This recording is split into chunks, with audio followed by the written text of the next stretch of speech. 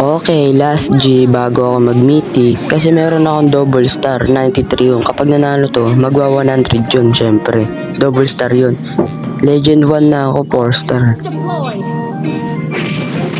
Anong gagawin ko? Syempre, kung ano yung lagi kong ginagawa, magka-Kathleen sabay mag-i-invite. Ay kaso nalaman ng Freya. Alam mo alam niya na magka-Kathleen ako eh. Hinarangan ako, magaling to, para hindi ako makapag-Kathleen.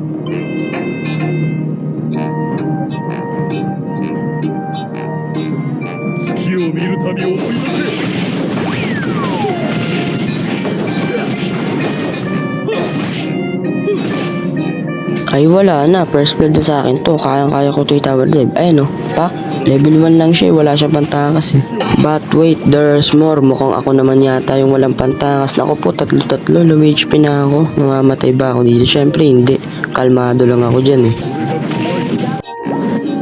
Dito nga late na ako dumating sa turtle, kaya wala, para may maitulong ako, papatayin ko na lang tong core nila, si Halo.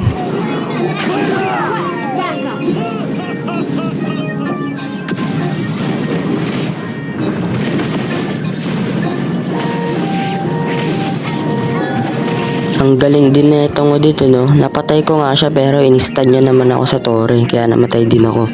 Dito naman parang deja vu Dito habang pinatay ko yung Freya, inultihan ko. Nasa tore ako, inistan na naman ulit ako.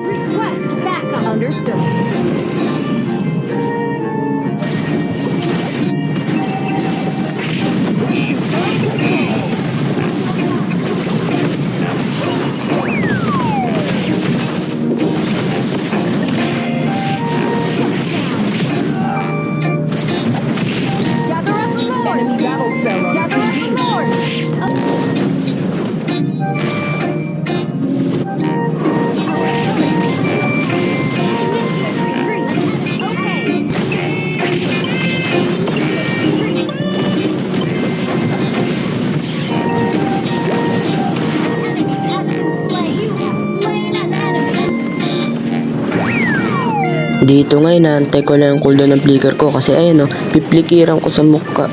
Puti ka na ilagan ng Layla, paano nyo nalaman yun? Ano yung prediction? Pero panalo na kami dito. Okay lang. Ay, visit. Mythic na, naging bato pa. Pinagtripan na naman ako ni Monton.